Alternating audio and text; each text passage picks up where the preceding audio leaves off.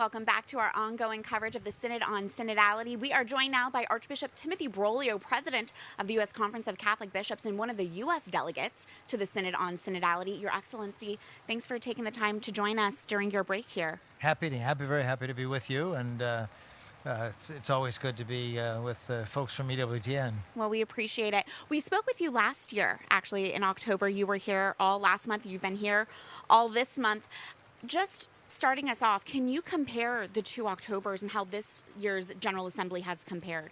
I guess I would say two things. One, I think we're much more serene this time around because I think people are used to the method and they're more comfortable with one another. I mean, you see some people that at least I've seen some people that I met last year that I didn't know before, and so that's been a little bit easier. But I also think I've noticed that the days are very long. Yeah. So I think people are, I think they're anxious to be done with it. Yeah, I can imagine so. You know, one of the things that we've been talking about for the last several years about the synods is this concept of synodality. And it seems to me that finally we're starting to understand what that is. Can you explain a little bit more what do we mean even by the word? Well, I think it's the notion that we walk together. And of course, for us, we walk together with Christ. So that's probably the primary thing. But I think also the notion that even in terms of governance, that we try to arrive at a consensus and in that way go forward. And so I think in that sense, it's a very, very positive concept. How do you think? Oh, sorry, go ahead. How do you think the U.S. Church could improve in synodality at the parish level, at the diocesan level? Well, I think certainly at the parish level, I think the notion of everyone's co-responsibility. I remember years ago when I was a young diocesan priest, Bishop Hickey, who was then the Bishop of Cleveland, wrote a letter on co-responsibility. And I don't think that ever really reached, I think he had some very clear ideas, but I don't think it ever really reached the communities that we're really all charged. We all make up the church. We're all the living stones. And I think if we're able to put that together on the parish level, then it'll make more sense on the diocesan level as well. One of the things we know that's been talked about, and this came up in some of the theological or pastoral theological forums, is this question that was even raised, I think, at last year's synod of elevating the authority of Episcopal conferences and doctrinal authority. Now, you're the current president of the United States Conference of Catholic Bishops. Can you share some of your thoughts on that? Well, that is one of the crucial areas of the whole discussion. And I think very simply, the office of bishop is by divine right. I mean, it's part of the constitution of the church.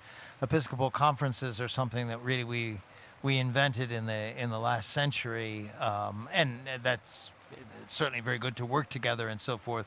But I think those distinctions have to be maintained, and also the bishop's responsibility in his diocese before God for the salvation of the people that have been entrusted to his pastoral care. It's very important not to lose that concept in some sort of notion of shared weight. Correct me if I'm wrong, but like even now, when the USCCB, when you all promulgate a document or a policy, it's only obliging to every bishop if the Holy See confirms it or gives it their stamp of approval. Otherwise, if it doesn't have that, it's just sort of like a gentleman's agreement, correct? That is correct, except for those things in canon law that we are obliged to determine as a conference. Things like what will constitute penance, what is clerical dress in the United States. So those sort of things were required by the Code of Canon Law to determine as a conference, and then that's binding on everyone. It becomes part of the law of the Church in the United States. However, other things that require the confirmatio of the Holy See, those are binding only if we have that confirmatio. Your Excellency, can you speak about the role of prayer at the Synod, how you've seen prayer incorporated, and how to ensure that the Church guards and ensures that the Holy Spirit is guiding these delegates? I think that's been one of the crucial elements of the Synod, is that we've tried to do everything with a spirit of prayer, even in terms of when you're using the conversation of the Holy Spirit at the table. There's always a moment for prayer, even between the interventions. When we have discussions on the floor, there's always time after 5 or 6 people have spoken. There's a 2 or 3 minutes to pray, and I think that's been very, very helpful, and it's a good sign that we're not in the halls of Congress here, but we're trying to operate very much in tune with the Holy Spirit. As we've been talking about the Synod this week here on EWTN, we framed it, this concept that really started after the council, of this distinction between concilium. Remember the Concilium Journal, Karl Rahner, all of it, versus communio. Yes. And it does seem that there have been over this pontificate, competing ideas of what these synods are. One is this communio. It is about prayer and walking together and discernment, versus others who seem to see it as a parliament that can actually affect doctrinal or practical change. And the Holy Father has been very clear that that's not what he wants, but somehow it seems to me that message hasn't gotten to every participant or every sort of pundit watching the synods. Yes, and I think that's very true. There is a tendency on the part of some to think that this is, I have this goal, and so I'm going to push for it. And that's certainly not the Holy Father's intention. I remember the first time that I met him as, the second time I met him as president of the conference, and we talked about the Synod. And he made it very clear that it had to be the work of the Holy Spirit, and the result had to be harmony. And he was very good. He said, people who are expecting changes from the Synod, that's not going to happen. So somehow that may have been lost on the ears of some participants, but that's certainly very clear in the minds of most of us, and certainly very much in the mind of the Holy Father.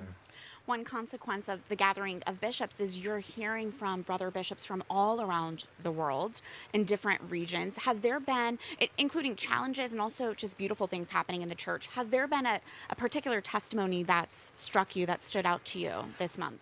Yes, really. I'm with a bishop from Nepal at my table, both at the beginning and now at the conclusion of the Synod.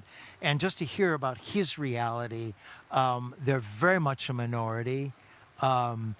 You have to get an affidavit if you want to convert to Christianity. Wow. In which you say you weren't forced or anything like that. Mm-hmm. So it's a very, very different reality from anything that I've ever experienced. And so it was very interesting to hear him talk about, being this very, very small flock in a relatively large country. Mm-hmm. This is going to be a very broad question, but as the Archbishop of the Archdiocese of the Military Services, I think what's on everyone's mind, of course, is Ukraine and Israel. And of course, we must have priests in these areas ministering to our military. I mean, have you had any direct experience of this and what that's been like? Well, I shortly after being elected president, I went to Ukraine and visited for 5 days, visited both Lviv and Kyiv, and of course, horrified by the destruction of war, and spent a little bit of time underground because of bombing raids and so forth. And then, most recently, the Catholic bishops of Ukraine asked me to write both to the President of the Republic and to the equivalent of the Speaker of the House to plead that they make an exception, because they wanted to draft priests, both our priests and Orthodox priests, into the military as fighters, not as chaplains, but as combatants. And I tried the best I could to, explain by letter that this was not appropriate.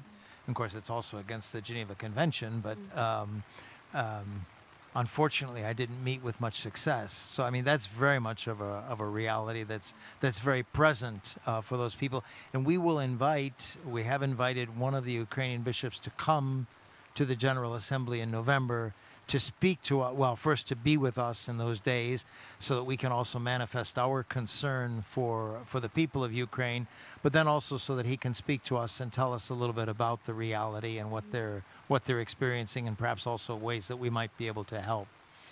I'm surprised to hear that there's a possibility of priests being drafted, and that's not been really reported. And I mean, that's horrifying just even to think about that. It really is. I couldn't believe it, and the response that I did receive a response was, well, Ukrainian law does not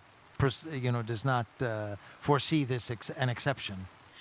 And of course, last year's October Synod, the backdrop was the Israel-Hamas war and the October 7th attack.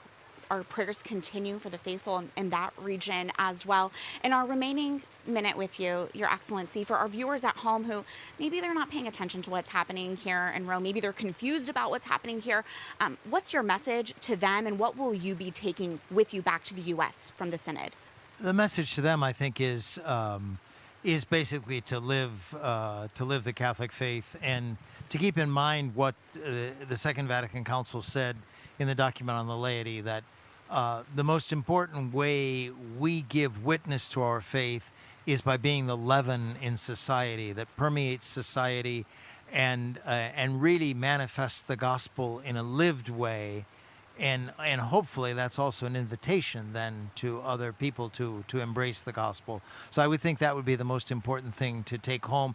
And in terms of the Archdiocese, of course, ours is a very unique situation, even in terms of consultation. It's something that we best do online because we don't really have that possibility of convoking people. We will try to be, look for opportunities to invite people to participate in a synodal way in the activities of the Archdiocese. Well, Your Excellency, we thank you for your time. We know it's been a busy week. We know you have a busy next few weeks with the Bishops' Conference coming up in Baltimore as well soon as Archbishop Timothy Broglio. Thank you so much. You're very welcome. Good to be with you. Good to be with you. And our coverage continues right after this break.